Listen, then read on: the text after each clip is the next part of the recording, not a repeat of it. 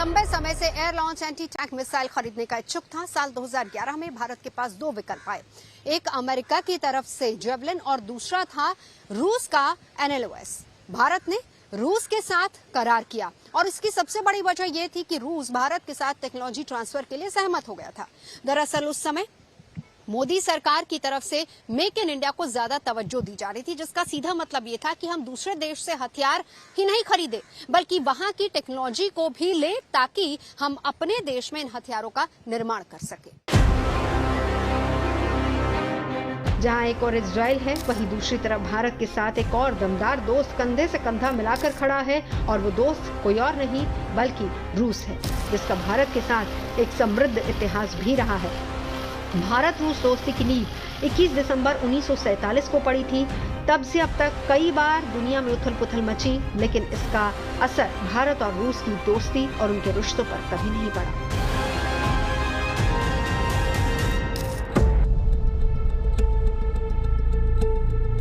भारत को आजादी मिले 4 महीने गुजर गए थे, लेकिन भारत को उसका असली दोस्त अब तक नहीं मिला था।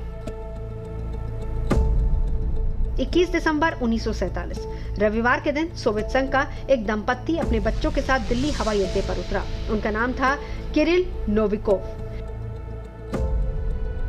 इन्होंने भारत और रूस के अटूट रिश्ते की नींव रखी। ये आजाद भारत के पहले रूसी एम्बेसडर थे। 27 मार्च 1960 को भारत के तत्कालीन प्रधानमंत्री जवाहरलाल नेहरू को सोवियत संघ सरकार ने एक गाय गिफ्ट की थी। उस वक्त सोवियत राजदूत इवान बेनेडिक्टोव ने गाय की रस्सी नेहरू को थमाई तो वो तुरंत उसे चारा खिलाने लगे। भारत किसी को गाय गिफ्ट कर दे ये बात समझ में आता है, लेकिन कोई देश हमारे प्रधानमंत्री को गाय गिफ्ट करे, मतलब दोस्ती को गाढ़ा करने का एक और मौका।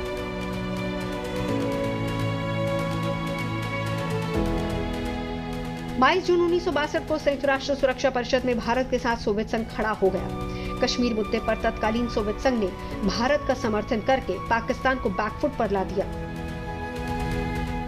दरअसल सुरक्षा परिषद में आयरलैंड ने भारत के खिलाफ एक प्रस्ताव पेश किया, जिसका समर्थन अमेरिका, यूके, आयरलैंड, चीन समेत कई मुल्कों ने किया और इसका सीधे तौर पर मकसद ये था कि कश्मीर को भारत से छीनकर पाकिस्तान के पास देना। और ऐसे समय में भारत का साथ निभाया रूस ने, जो भारत के साथ डटकर खड़ा हुआ। भारत के विकास के आधार रखने में रूस का बहुत बड़ा योगदान रहा है। देश के विकास की रफ्तार को आगे बढ़ाने के लिए स्टील प्लांट लगाने की जरूरत महसूस हुई, लेकिन तब प्लांट लगाने के लिए पर्याप्त व्यवस्था नहीं थी। भारत ने दोस्त रूस की ओर देखा। उसने फौरन खास मदद भेजने का ऐलान किया और साल 1966 में बोकारो स्टील प्लांट की आधारशिला रखी गई।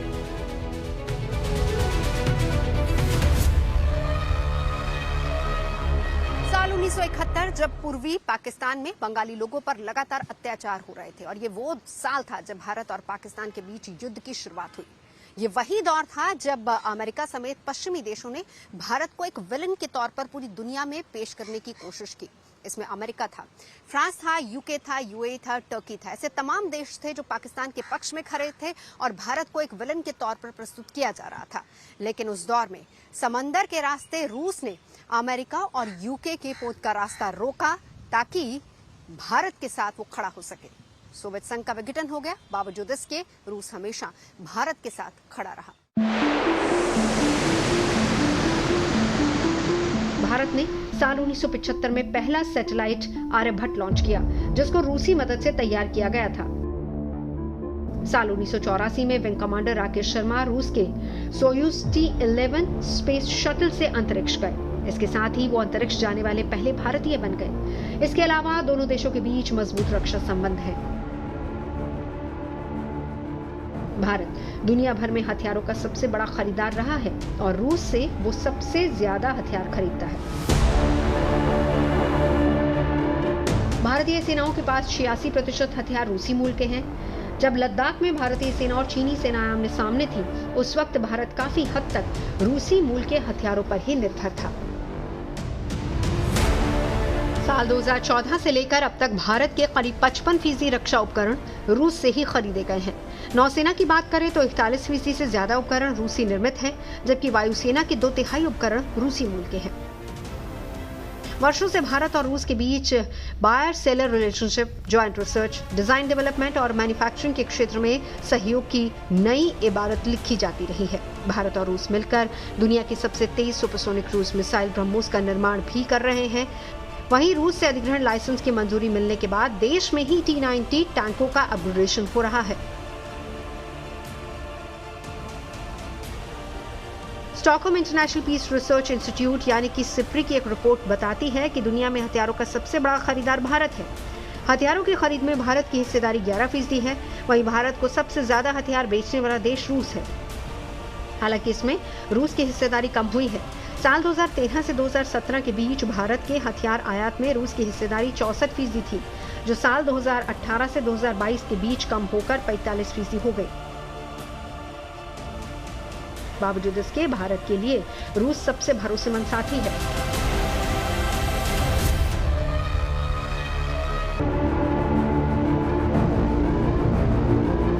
मौजूदा समय में भारत के सशस्त्र बलों की ओर से इस्तेमाल किए जा रहे करीब 85% हथियारों और प्लेटफॉर्म्स की उत्पत्ति रूस या फिर उसके पूर्ववर्ती राज्य सोवियत संघ में हुई है।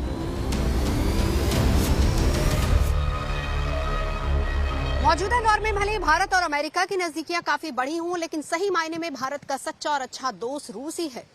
भारत का विमान वाहक पोत INS अरिहंत, INS विक्रमादित्य, यहां तक कि कई ऐसे हथियार और सुरक्षा कवच S-400 दिखाता है कि भारत और रूस की दोस्ती कितनी गहरी और कितनी अहम है।